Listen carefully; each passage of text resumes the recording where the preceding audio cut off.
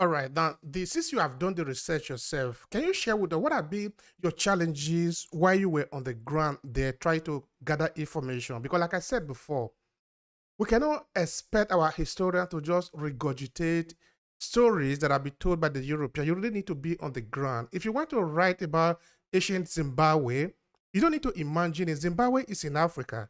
As an African, you should have access to the information. Dig it up. You want to test. The same is true if you want to write about ancient Benin. These are not things that you can just imagine. They are there. Evidence are there, no? So Mm-hmm. when we want to write about Nubian story, Egypt, we should be able to have access to those places. But like you correctly said, there are a lot of blockage that is not permitting a lot of African historians to dig into their history because this story, this intention to make sure that we don't know about our history is not an invention. It's real. And it's Mm-hmm. real. So share with me, what were your challenges when you were there on the ground trying to gather information? Oh man, again, speaking about certain things in places like that could be very dangerous. I mean, you can quickly disappear. No matter who you are, no matter your passport, you can disappear in some of these regions by speaking certain things. I mean, you're not even really allowed to bring cameras into some of these museums to be taking pictures of certain things unless you have a pass to do so. You can't go to certain excavation sites without having a pass to do so.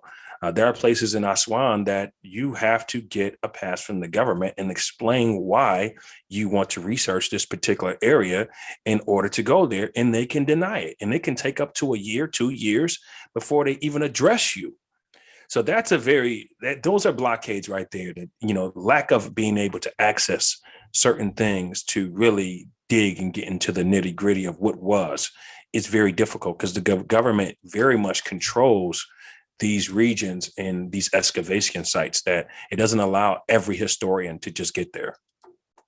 Since this is the story that we will want to tell, as a person who have tested this evidence, who have been there, you have seen the blockage yourself because you wanted to tell this, you want to tell this story, but you see somehow the system is telling you no, no, no, no. They are telling you no, but sometimes you get yes, otherwise you will not be able to get anything from them. And sometimes you got to use a white face to get a yes. Tell us about that. I didn't get. Sometimes you might have to. There are a number of great white allies that are out there. I mentioned some earlier that believe the same thing that you and I believe, that the origins began in Africa, that you can ally with and go out to Egypt and get some things done.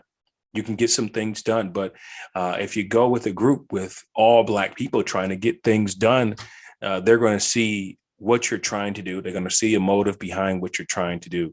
And they're going to put some blockades in your way. Now, what would you say in respect of maybe assuming somebody who is listening to you have the possibility of making it easier? Why would they give you? Why would they open those places up for more research so that we can tell more story? Mm-hmm. Well, starting first of all, these people were Africans, and it's very important for African Antiquities to get in on the study of Egypt.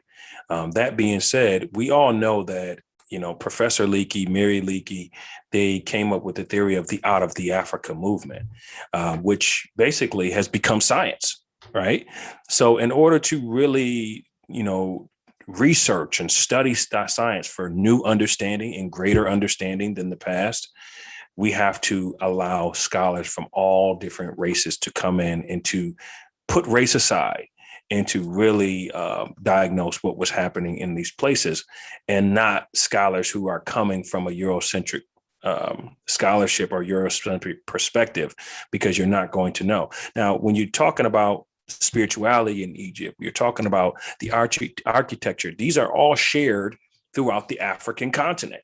There are many similarities between African culture and other Egyptian culture and other African civilizations.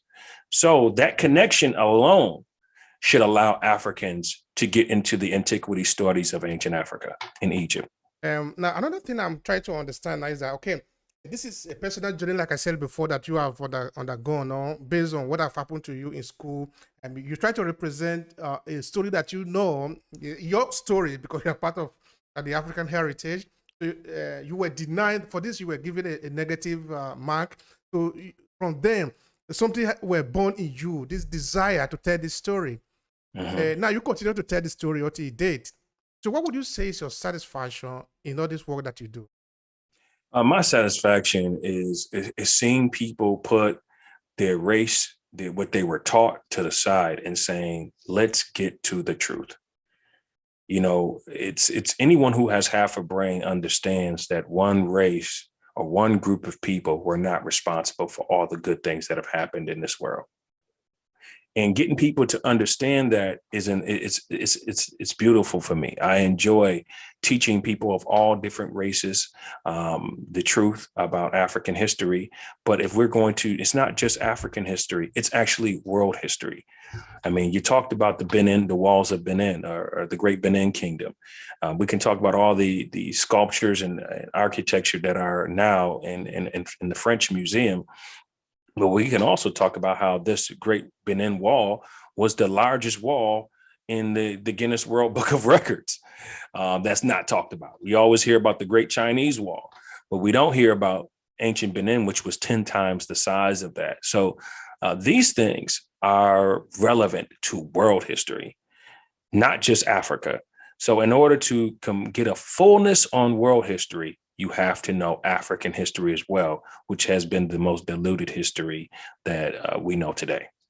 We're almost done, but I have two questions to ask you. No, actually, one is a question. The second one is just your final message. Now, your attempt to tell this story, of course, you have some blockage, like you described before, no? Some challenges and all that, but you still continue anyway. So what is motivating you? Why are you continuing to go on, even though there are some challenges on the way? Truth motivates me. You know, passion, love for truth, that motivates me to keep going forward. To look at my brother and see that he doesn't know himself motivates me. To not know the value of where you come from, you know, and a lot of it is not because they don't know. It's just due to ignorance, just not being taught it, not knowing where to find this information. So my goal as an African historian is to be able to spread the knowledge to those who want it, those who want to have to know where they originate from, because you didn't just drop on this planet and became slaves. That's not it. That's not it. Or you didn't just wake up and Africa was colonized. There was a process. There's something that happened called the Council of Berlin in 1884 and 1885 that not a single African was there to carve up Africa into different places. I mean, you talk about Cameroon, Nigeria, where we're pretty much neighbors, and you know they shared culture together, but it was divided.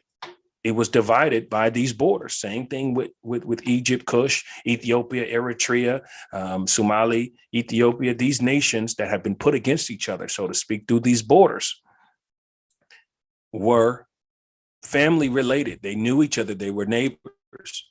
You know, so all of these different things we need to know about what happened in order for us to push forward as Africans. I believe Kwame Nkrumah, Haile Selassie, their goal was to create an African union. But I think the issue, and this was told to me by Dr. Arakani Chirimbori Kwao, shout out to her in the ADDI movement. She mentioned in one of her seminars that I attended that the problem with the African Union in the beginning was that some leaders was like, let's do this now. And some leaders was like, let's go slow. And that let's go slow mentality is what didn't allow the union to do what it was supposed to do. Even a guy like Gaddafi, who was trying to create a united African currency. Can you imagine if that would have happened, what it would have done for Africa? You know, then we wouldn't be going by these centralized banks that are in Europe today. So again, my motivation is knowing this information and being able to get it out to people, to see people enlightened, and people who know more than they didn't know after they left my seminar than before, or after they read my book than before when they read it. Thank you very much, Emmanuel. I really appreciate the time that you spend here sharing this information for us with us. I learned a lot from you, and I believe that other people that are listening to us now, they will also learn a lot from it. All right, to conclude the conversation, what would be your final message? Because people spend time to listen to you because they find it valuable. So what would be your message to them to conclude it? My message today is, in order to have the fullness of world history, you have to have African history. We cannot sit here and say that the beginning of all civilization did not start in Africa. We have those who mention theories like the Out of Africa movement that proves that Africa was the beginning of all life and all civilization. If that is the case, then in order to have world history in its fullness, we must have the fullness of African history. So my message to all those who are out there, continue to do your research. The time is now to where right now, with the click of a button, you can find out more about African history than ever before.